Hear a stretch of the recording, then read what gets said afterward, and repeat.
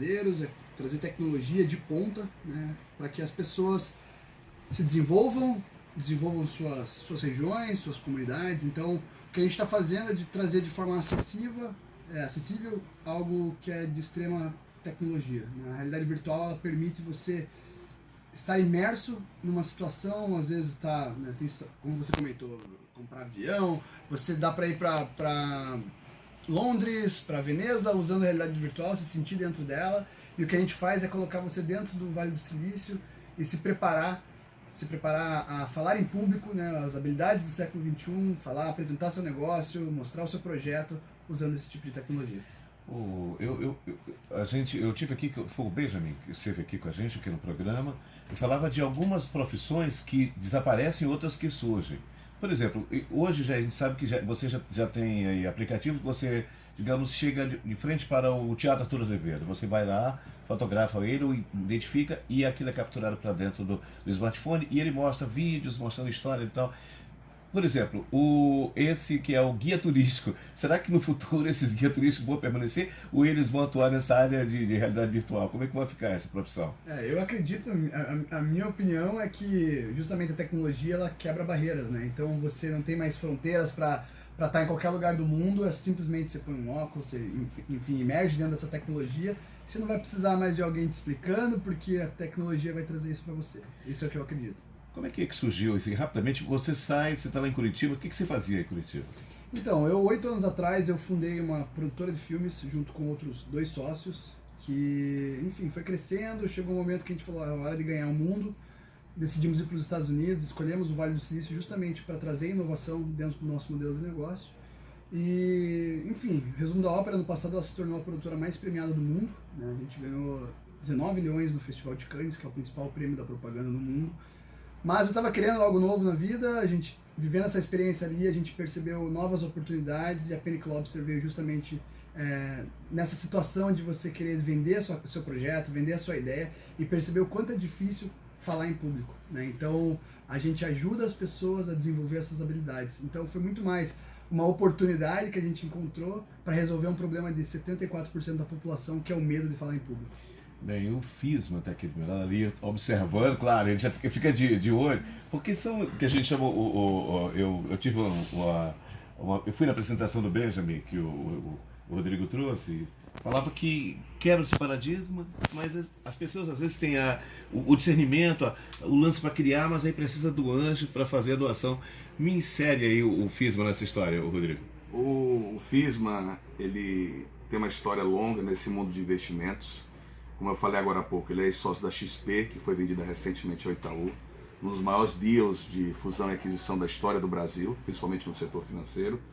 E a experiência dele como investidor, já vamos chamar um investidor de bolsa, Wall Street e por aí vai, levou ele também a ver esse mundo de startups, procurar retornos maiores, mas também assumindo riscos elevados, né, Rodrigo? Com certeza, bastante. E aí ele criou um escritório de investimentos, que ele vai falar um pouco agora, e tem vivido essa saga de encontrar empreendedores de impacto, de alto potencial, como o grande Diogo que está aqui, para poder não só buscar rentabilizar melhor os investimentos, embora o risco seja elevado, eu friso, mas também fomentar o ecossistema no Brasil, né?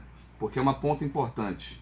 No passado eu lembro que meus pais falavam assim, olha, sócios, só marido e mulher e olhe lá. Exatamente. E hoje não se vê mais esse cenário, né? Hoje o empreendedor ele tem que ter um sócio porque ele agrega não só o capital, mas também uma mentoria no sentido de competências, habilidades, experiência empresarial. E o Rodrigo veio aqui para São Luís nos dar a honra, assim como o Diogo, para compartilhar essa experiência conosco. O Fisma, me diz aí, como é que você escolhe? Uma curiosidade. Aproxima um pouquinho mais pra gente aqui, pra gente ouvir. Como é que você saca como é que esse teu olhar sobre o local onde você vai colocar esse investimento? Então, Robson, em primeiro lugar, assim, a gente escolhe as pessoas, né? No final do dia, ideia todo mundo tem, e ideia é tipo um tesouro no fundo do mar, se você não for lá tirar, não vale nada, não significa nada. Então, todo o nosso processo de decisão passa por escolher o empreendedor. E no final do dia é isso, assim, a ideia da Panic Lobster é sensacional, mas se não fosse o Diogo e o Thiago lá executando o negócio, fazendo acontecer até chegar aqui hoje, não iria existir.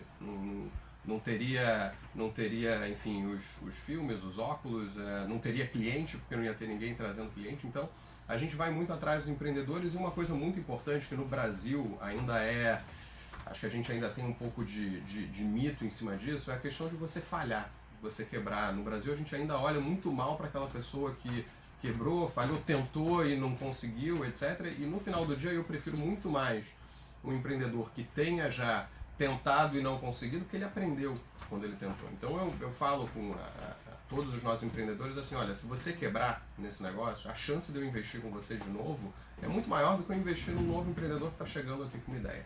Porque no final do dia faz diferença a execução. Logicamente que é um lance de risco, lógico, mas a história do aprendizado é fantástica, realmente. Porque diz que a história do Honda é bem clássica. História, a fábrica, recomeça até. A Honda está aí no mundo inteiro. Faz muita diferença. Está feliz com esse teu investimento? Bastante. Muito orgulhoso.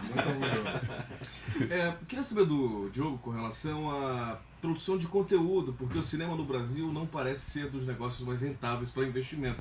Aí eu queria saber como é que você viu a oportunidade de negócio, de que forma você convenceu o mercado e de que forma a ideia, a criatividade, a produção, porque o cinema é uma obra muito relativa, né? Tem um roteiro, enfim, é uma ideia que pode dar certo ou não, mesmo que tenha sido muito bem executada. Como é que você conseguiu fazer isso ser rentável? Na verdade, assim, a nossa história é um pouco curiosa, porque a gente saiu da faculdade, né, uns 3 sócios, sendo que meus 2 sócios são os artistas, então são os doidões, né? E a gente sofreu, como qualquer empresa no início, né, de você ser jovem, de você não ter portfólio, e eu ainda tinha esse agravante que os 2 eram muito loucos, né? Então a gente teve que, de alguma forma, encontrar um caminho para passar isso. E o caminho que a gente encontrou foi o fato deles serem criativos, justamente a essência da empresa estava baseada nessa criatividade, e a gente falou, bom, já que as agências não estão abrindo oportunidades para a gente, vamos direto para o cliente, vamos conversar direto com o cliente e cortar esse intermediário. Então, na verdade, a gente criou um novo caminho para fazer o nosso negócio dar certo, muito mais por uma questão de necessidade do que de oportunidade. É claro que o fato deles serem criativos, de eu ter um relacionamento já com empresas, facilitou isso. Mas na verdade é que a gente estava tentando entrar nas agências, era um grupinho fechado, as pessoas não confiavam muito na gente, porque já nos conheciam do passado de faculdade e tal. Então a gente falou, cara, vamos para cima direto. Então esse foi o primeiro passo que a gente fez para encontrar enfim, um certo sucesso. Com o tempo a gente percebeu que a gente queria ser maior do que a gente era, né, de Curitiba. Curitiba é vista como interior, né, o que acontece está em São Paulo, né, então como é que a gente vai fazer para ganhar São Paulo? Aí eu falei pra ele, a única forma de a gente ganhar São Paulo é ganhando nos Estados Unidos, né? Então vamos para os Estados Unidos, que se a gente ganhar lá, a gente leva o Brasil de brinde.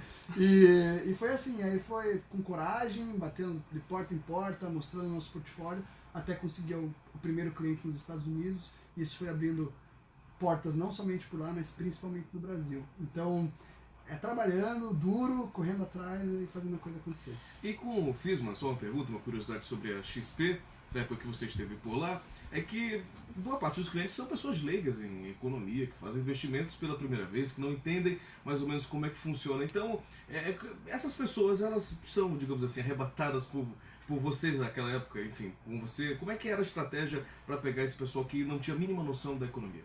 Bom, se a gente pegar o cerne da história da XP, ela começa com a educação, né? A empresa que dentro do grupo XP, olhando lá atrás, que mais deu certo inicialmente foi a XP Educação. Chegou uma época que a XP Educação era maior do que efetivamente a XP Investimentos, digamos assim. Então, a estratégia do Guilherme e do Marcelo, os fundadores da XP lá no início, foi: vamos ensinar as pessoas o que é uma ação, o que é investimento, o que é renda fixa, e que aí depois que elas aprenderem, aí a gente traz elas para investir. Eu acho que os dois, o quê? Deve ter 50 anos cada um, né? Queria só para quem tem uma ideia do que é o perfil dessa gente. Você tem quantos anos, Fisma? 29. Tem quantos anos, Diogo? 33. Então, Não, quer dizer... não pergunta a minha idade, por favor. Não, você viu que eu fui para lá, né? Direcionei para lá. Olha, nós estamos estourando aqui, mas eu queria que vocês vão pro... aquele espaço do o novo Mateus, espaço do Grupo Mateus, o Black Swan, que é o maior espaço de inovação privado do Norte-Nordeste. Foi aberto ontem. Grupo Mateus e o Mateus Júnior estão de parabéns. O Júnior esteve aqui, inclusive, falando sobre isso. Colocou São Luís em outro patamar no ecossistema de inovação do Brasil. E nós seremos a primeira faculdade, a Widen, a fazer um evento lá. Seremos mantenedores do espaço também, porque a gente quer integrar nossos alunos junto com o ecossistema. A gente não concebe um aluno nosso ou uma aluna nossa que não seja empreendedora ou empreendedor, seja como novo negócio, ou seja na sua empresa. E nós vamos fazer lá, o espaço está lindo e gostaria de convidar todos, mas as inscrições estão esgotadas. Pois é, eu ia perguntar, está esgotado. Estão esgotadas, mas nós vamos fazer muitos outros eventos ao longo de 2019 e voltaremos aqui, Robson, com o maior prazer. Eu vou provocar, Rodrigo, porque a gente conversava aqui fora do ar, o Repórter Difusora, para depois do Carnaval, tem uma ideia de seminários, não só fomentados aqui através do rádio, mas também através de seminários que serão, logicamente, retransmitidos dentro da nossa programação, para trazer, eu acho que é também a essência do COC, agora também do Widen, que é exatamente fomentar ideias para que a gente possa sair desse limbo, às vezes de atraso, não sei o que e tal, para não perder esse trem da história desse momento. Então eu estou fazendo um convite aqui, ratificando aqui no ar, para ele que a gente quer essa parceria, nós precisamos desse espaço. Vou ligar para Júnior deve estar ouvindo, agora ele é um Ord, o Júnior do Mateus esteve aqui com a gente. Esse espaço é o da Coama? Lá da Coama. Do espaço espetacular. Isso, era onde a antiga BMW da UK. Então nós estamos juntando aqui a ideia, queremos depois conversar também com o Júnior, parceiro do Repórter desde o primeiro momento, para que a gente possa, quem sabe, levar para o Suano também, esse espaço de pensar esse Estado, e eu acho que eu estou aqui com empreendedores à minha frente, para que a gente o planta agora ou então perde a história. Maravilha, Robson. A gente adora esse tipo de convite, porque a gente